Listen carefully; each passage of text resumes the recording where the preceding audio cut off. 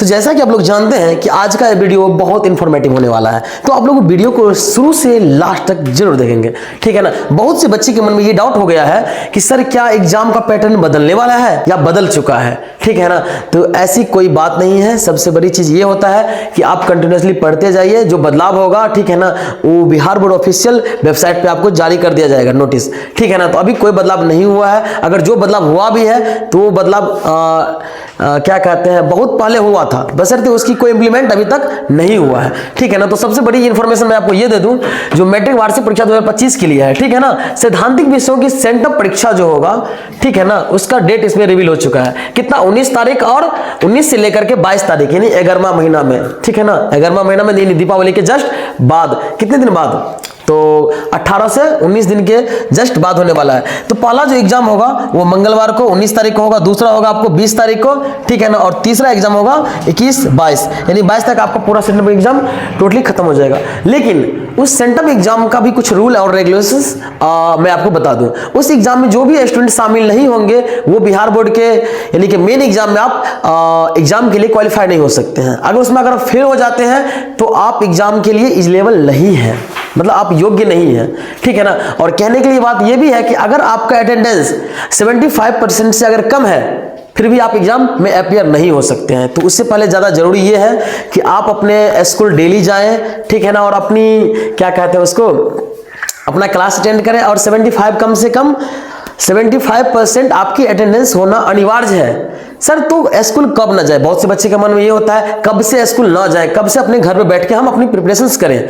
तो मैं आपको बता दूं कि ये जो सेंटअप का एग्जाम होगा ना, उसके बाद आपके स्कूल में, ठीक है ना, कोई भी एग्जाम नहीं होगा। ये लास्ट एग्जाम है आपका, और इस एग्जाम के बाद आप अपने घर बैठ के अपनी तैयारी कर सकते हैं, ठीक है ना।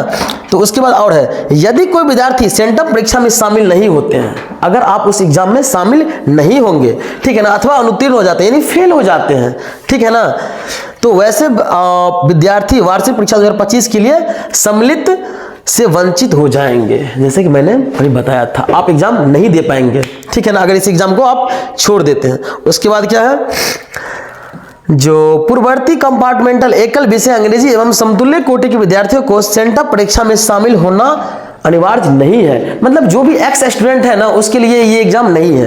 एक्स स्टूडेंट का मतलब ये होता है जो कोई मैथली में फेल था, ठीक है ना, या कोई मैथमेटिक्स में फेल था, तो अपना फिर से वो अपना क्या कर रहा है, एग्जाम दे रहा है, यानी या कंपार्टमेंटली बोल सकते हो।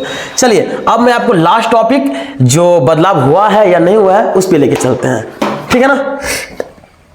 तो बहुत से बच्चे के मन में यही है डाउट, सबसे बड़ा डाउट क्या है, ये है जो बिहार बोर्ड मैट्रिक इंटर परीक्षा पैटर्न में बड़ा बदलाव, ये बड़ा बदलाव देकर के बच्चे के मन में एकदम से बड़ा सा डाउट क्लियर हो चुका है। जो ना हमारे एग्जाम में क्या हुआ है, कुछ ना कुछ उलट फेर हुआ है। लेकिन मैं आपको बता दूं, ये जो नोटिस है ना, मैं आज से 2 साल पहले से इस नोटिस को देख चुका हूं और देखते हुए आ रहा हूं, यानी कोई बदलाव नहीं हुआ है। देखो इसमें क्या है, बिहार विद्यालय परीक्षा समिति के अध्यक्ष आनंद किशोर एवं शिक्षा मंत्री के द्वारा जारी पत्र में कहा गया है कि अब कोरोना काल समाप्त हो चुका है। पिछले 2 वर्षों कोरोना के प्रयास से, पिछले 2 वर्षों, गौर से सुनना, पिछले 2 वर्षों यानी कि 19 में हुआ था, 19, 21, 22, 2 साल में जो हुआ, ठीक है ना, उसी टाइम का ये नोटिस है, से वैकल्पिक प्रश्नों की जगह, ठीक है ना, जो क्या कहते हो ऑब्जेक्टिव कह सकते हो, ऑब्जेक्टिव प्रश्नों की जगह 60 एवं 70 के बदले 42 वस्तुनिष्ठ, ठीक है ना, बहुविकल्पिक 42 बहुविकल्पिक प्रश्न एवं पूछे जाएंगे, ठीक है ना।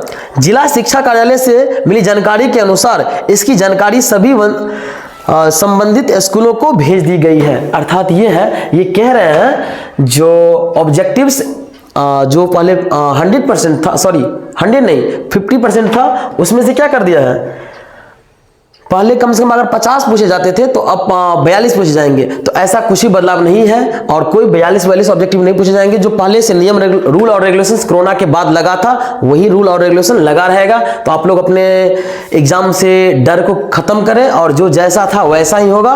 और ये वीडियो आपको इंफॉर्मेटिव लगे तो अपने दोस्तों के साथ जरूर शेयर कर दें, क्योंकि बहुत से स्टूडेंट्स ये जानकर हैरान में पड़ गए हैं कि मेरे एग्जाम में लगभग 42 ही ऑब्जेक्टिव आएंगे या फिर बहुत बड़ा बदलाव हुआ है। तो बदलाव कुछ नहीं हुआ है, ठीक है ना।